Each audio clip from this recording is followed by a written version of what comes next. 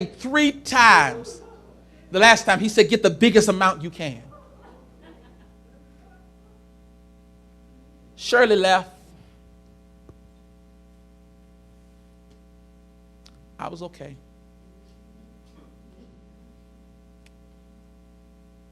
I later went and got me something to drink and she left. And the Lord said, remember, she's my captured royalty. He brought back the words I said. I was able to lead Shirley to the Lord Jesus Christ, who she later became an evangelist and began to share the word to people everywhere she went. And one day we was talking, and I said, what I said, what message I preached touched you, sweetie? I said, was it the message about how the Lord loves you? And she was talking about all the messages. I said, was that the message that blessed you? She went on down all the messages. I said, was it the stellar message I preached when I preached carrying a cross, walking across the platform with a nail stuck in it and a cross on it? She said, no, that wasn't it. I said, was it the message I preached? I said, when I talked about the Damascus Road and we did a mock example of what it was when Paul was knocked off of his ass. I said, was it my illustrated message that I preached? I said, was it how I told the story about the boy with 1 penny? She said, no, sir.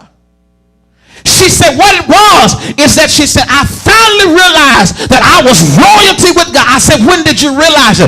She said, the day you stuck your hand in the corn candy and ate behind me, because nobody would ever do that. She said, that day I walked out of there and I decided that I could be a hoe no longer and run the street no longer.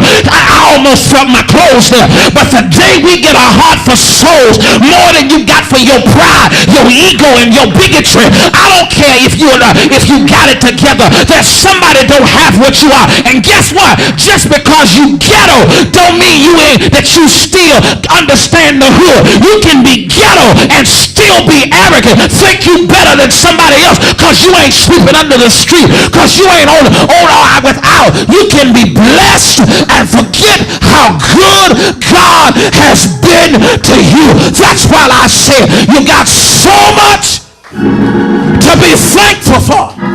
You got so much to tell God thank you for, because it could have been you sleeping on the street.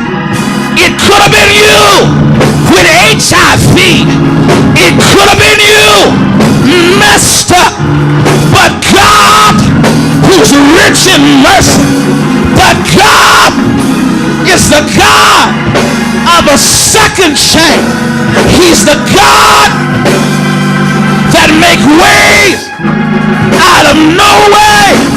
I wish I had a church that have said, Doc, it could have been me, but God. Oh, but God.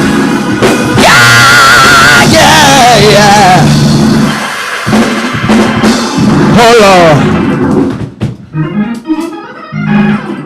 And when you understand that our assignment, I'm closing, and I know there's so much of the text that I didn't even get to. I told someone the other day, and they talking all that talk. And I looked at them and I said, you know what? I said, I want you to understand one basic thing. I need you to understand one thing, that when I die, I need you to say, if I go to the grave before y'all, don't put doctor on the program. You ain't got to put bishop on the program. Put soul winner. Truth of the matter is, half of the stuff that God's called me to do, I may not make it there with you, but I'm going to set enough foundation for it to happen. He's assigned me to cultivate your lives. He's assigned me to develop you for your purpose. He's assigned me to develop you for your agenda. Now, if that means the Lord wants to take me out or send me somewhere else, whatever God does, I'm okay. But I know that my assignment. So all I want y'all to be able to say, and your greatest testimony should be as a believer, is that you are a soul winner.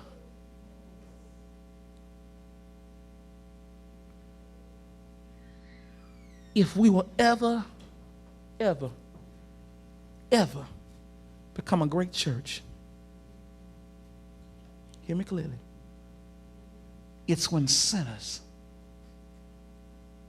are not afraid to worship. Now, I know they can to worship. Oh, but they can praise.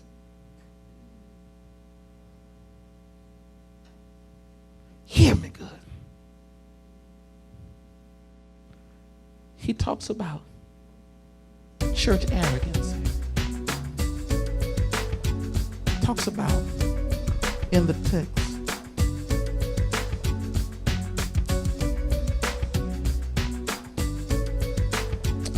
That I'm to consider my neighbor like I consider myself.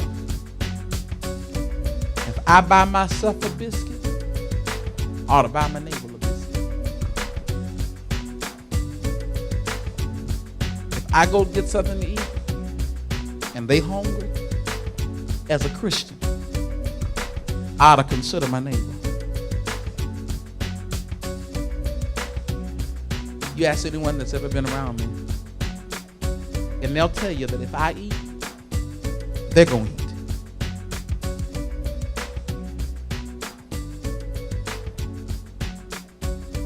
But some saints get insipid. You pull up at the McDonald's, you got $5 to your name, you buy yourself 2 double cheeseburgers, and you don't have enough heart for God to lean over to the person beside you and say, would you like a Big Mac?